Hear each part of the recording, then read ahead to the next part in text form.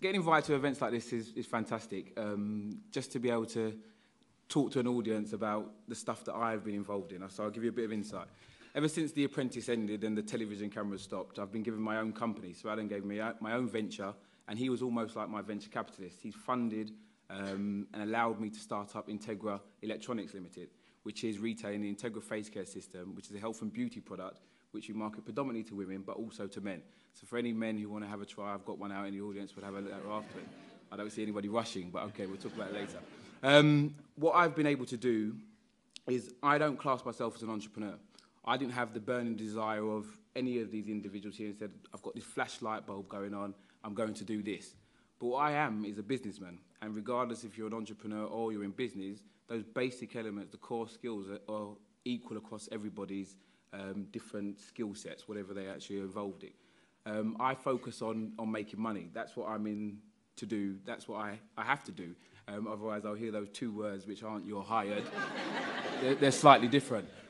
And in order to do that, I think today we're talking about entrepreneurs, etc. And I think that's fantastic. It's a buzzword at the moment. It's brilliant. Let's get on the bandwagon and get the kids thinking about different routes and not just being employees, but potentially taking on their own ventures and setting up their own business.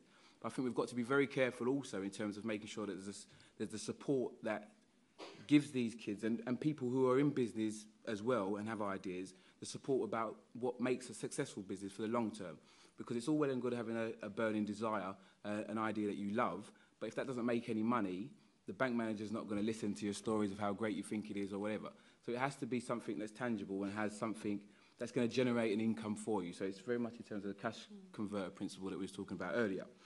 So what problems have I had? Well, firstly, I'm a black young male working in a female-orientated industry trying to sell a healthcare product when I was never the most metrosexual male anyway. So I think I had a few obstacles to overcome. But that again comes down to what it is about you as an individual which you'll bring to a business venture or a job that you're doing. It's how determined you are. The whole thing about The Apprentice, forget the money, forget the treats or whatever, or forget Sir Adam pointing his finger in your face or whatever.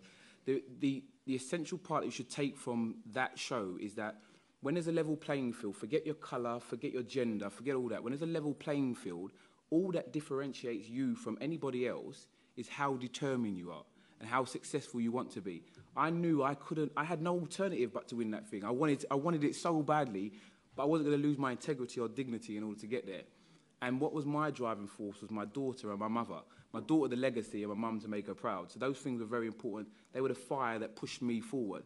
Every one of us has a fire that we need to tap into, whether it's making money or being successful, driving that new car, getting a bigger house, whatever it may be, just tap into that fire and it will push you forward.